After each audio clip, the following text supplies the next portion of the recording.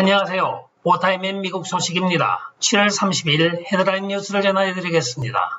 보타임의 첫 번째 소식은 라이노들에 대한 도널드 트럼프 대통령 성명서입니다. 도널드 트럼프 대통령이 17명의 라이노에 대하여 공화당을 망가지게 하고 있는 주역들이라고 오늘 비난을 하고 나섰습니다. 어저께 보도해드린 바와 같이 민주당이 그간의 필리버스터에 걸려서 인프라스트럭처 1조 2천억 달러 예산안을 의회 상정을 하지 못하고 있었습니다. 여기에 2명의 라이노가 가서 협상을 하고 미치 맥코넬을 비롯하여 17명이 민주당 편을 들어서 의사 진행에 예스를 표결하였던 것입니다. 그리하여 민주당이 67표를 얻어서 60표가 필요한 필리버스터 제거를 돌파하고 오늘부터 본격적으로 1조 2천억 달러 인프라스트럭처 예산안에 대하여 논의를 하게 된 것입니다. 도널드 트럼프 대통령이 일전에도 경고를 하였듯이 공화당이 끌려가면 되지 않는다고 하였는데 역시 미치 맥코넬을 비롯한 공화당 라이노들 17명이 가세를 하여 민주당 편을 들은 것입니다. 공화민주당원들이죠.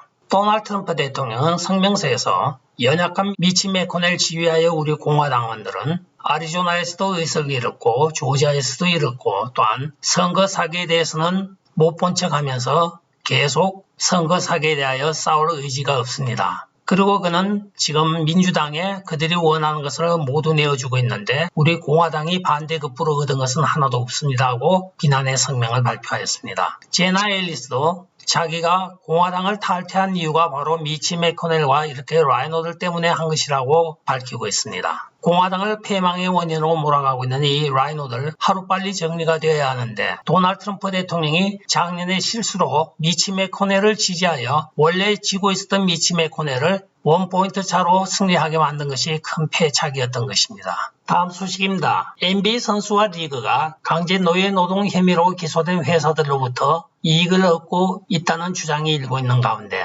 펜실베니아 공화당 의원인 스카페일 의원이 그들의 의복을 사지 마십시오 하고 소비자에게 직접 메시지를 보내고 있습니다. 이는 지난달 NBA 협회와 12명 이상의 선수들이 중국 스포츠웨어 회사인 안타와 리닝으로 연계가 되었다는 사실이 폭로된 후에 나온 이야기입니다. 미국인은 인간노예 제도를 통해 이익을 얻은 회사 플레이어와 사업을 해서도 안 되고 할 수도 없습니다 하고 밝혔습니다. 이 사건의 배경은 신장 위구르인들을 강제 노역을 하여 의류를 생산하여 이익을 추구하고 있는 회사들과 선수들과 협회에 대한 경고입니다. 다음 소식입니다. 아리조나주에서 3번에 걸친 투표지 감사 개수가 공식적으로 완료가 되어 관련 투표지가 카운티로 방송이 되고 있습니다. 그러나 데이터 관련 라우터는 아직도 무단 이탈 중입니다. 무단 이탈을 보통 AWOL이라고 합니다.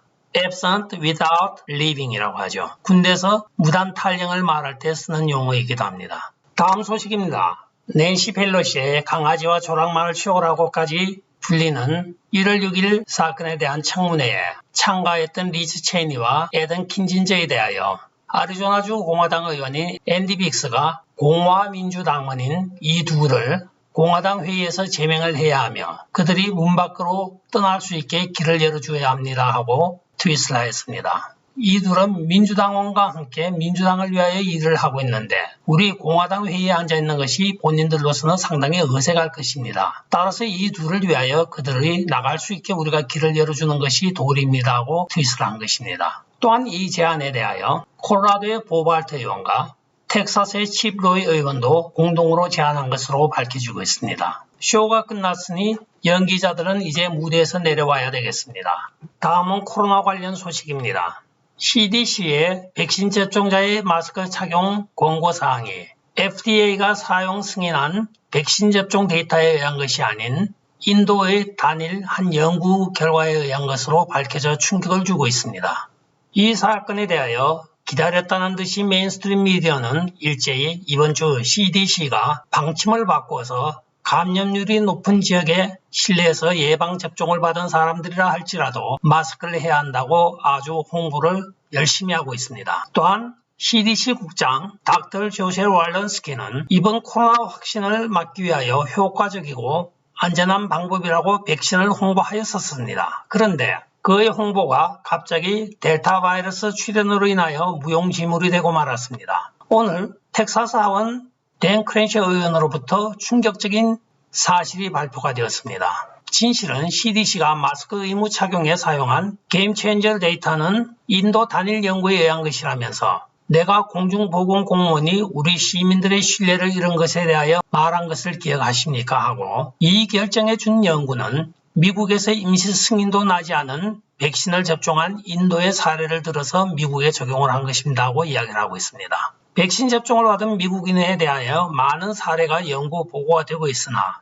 이것이 불과 이 발표 하루 전까지만 해도 비교하면서 연구를 하고 있던 사이트가 갑자기 변경이 되어 미국 사례는 전부 없어졌다고 이야기를 하고 있습니다. 즉 인도 것만 가지고 미국에 지금 인도 델타 바이러스가 성행하니까 마스크를 하십시오 하고 마스크 강제 조항을 지금 실행하는 것이라고 합니다. 미국 백신을 맞은 사람이 델타 바이러스를 걸린다고 하는 어떤 보고나 어떤 임상 결과도 지금 아직 나오고 있지 않다고 합니다. 미국의 사례 연구와 인도 사례의 비교 연구가 갑자기 마스크 착용 의무 하루 전에 편집이 되어버린 것이 CDC가 시민들로부터 신용을 잃는 사례들이라고 말하고 있습니다. 조 바이든이 수백만 명의 연방 노동자들에게 강제 백신 접종을 명령을 하였습니다. 그런데 처음부터 이 명령이 꼬이고 있는데 그 이유는 미국에서 가장 큰 노동조합인 연방우체국 노조가 강제 백신에 대하여 반대를 하고 나선 것입니다. 민주당이 역사적으로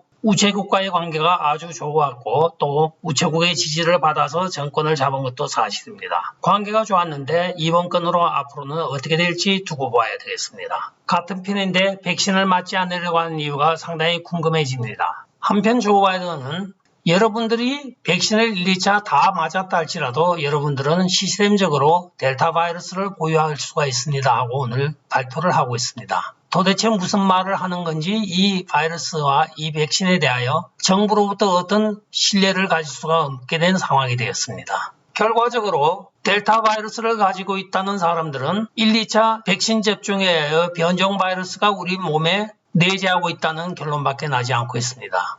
다만 조 바이든 발표를 들어보면 백신 1, 2차 접종을 받은 사람들이 백신 접종 때문에 변종 바이러스를 우리 체내에 보유하게 되었다는 결론이 되어버렸습니다.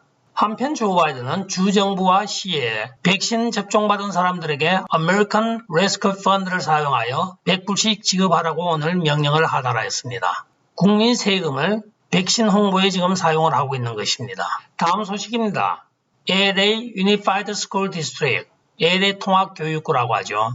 LA USD에서는 학생과 교사들에게 백신 접종 여부와는 관계가 없이 매주 코로나 바이러스 테스트 결과를 제출할 것을 요구하고 있습니다.